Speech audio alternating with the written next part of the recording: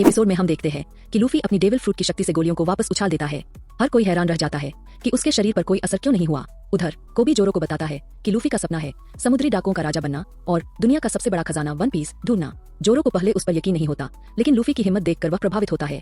फिर लूफी जोरो से पूछता है, इन तीनों में से कौन सी तुम्हारी तलवार है? मुझे पता नहीं था, इसलिए मैं तीनों ही ले आया। जोरो मुस्कुराकर बताता है कि तीनों मेरी ही है, क्योंकि वह 3 तलवारों की शैली यानी ट्रिपल स्वॉर्ड स्टाइल का उपयोग करता है। इसके बाद जोरो लूफी का साथ देने और उसके क्रू में शामिल होने के लिए तैयार हो जाता है। दूसरी तरफ मरीन कैप्टन मॉर्गन अपने सिपाहियों को आदेश देता है कि लूफी और जोरो पर हमला किया जाए, लेकिन लूफी अपनी गमगम तकनीक का इस्तेमाल कर सबको हरा देता है। वह गोलियों को वापस मोड़ देता है, जिससे सारे मरीन डर जाते हैं। मॉर्गन को अब एहसास होता है कि लूफी कोई साधारण इंसान नहीं है, वह एक डेविल फ्रूट यूजर है। मॉर्गन बताता है कि डेविल फ्रूट खाने वाले लोगों को अजीब शक्तियां मिलती है।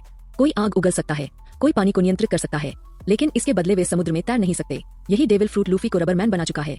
उसका शरीर अब रबर की तरह खिंचता और झूलता है। फिर मॉर्गन अपनी तलवार से हमला करने की कोशिश करता है, लेकिन लूफी उसे अपनी गमगम पिस्टल से उड़ा देता है। मॉर्गन की हार के बाद सभी मरीन राहत की सांस लेते हैं, क्योंकि वह एक निर्दयी कप्तान था। इस बीच वही महिला चोर नामी मरीन बेस से चुपके से भाग निकलती है। वह ग्रैंड लाइन का नक्शा खोज रही थी, लेकिन उसे पता चलता है कि वह नक्शा पहले ही एक और समुद्री डाकू कैप्टन बग्गी द क्लाउन, जिसे बग्गी द इमोर्टल कहा जाता है, के पास है। लूफी, जोरो और कोबी अपनी जीत का जश्न मनाने पास के रेस्टोरेंट में जाते हैं। वहाँ कोबी उन्हें बताता है कि दुनिया 2 हिस्सों में बनती है, पूर्व और पश्चिम, जिन्हें एक महाद्वीप रेड लाइन जोड़ता है, और ग्रैंड लाइन उसी रेड लाइन को काटती हुई एक सीधी समुद्री राह है।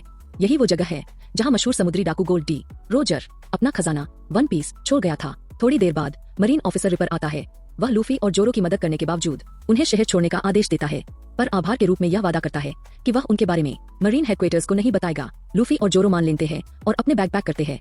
रिपर कोबी के अतीत और लूफी के साथ उसके जुड़ाव के बारे में पूछता है, तो लूफी कोबी को बचाने के लिए उसे उकसाता है ताकि वह मजबूर होकर उस पर हमला करे। उसे लूफी को मारने का दिखावा करना होता है ताकि मरीन यह मान ले कि कोबी अब समुद्री डाकुओं से जुड़ा नहीं है। कोबी ऐसा करता है और अंततः नौसेना में शामिल हो जाता है। लूफी और जोरो एक छोटी नाव पर शहर छोड़ देते हैं।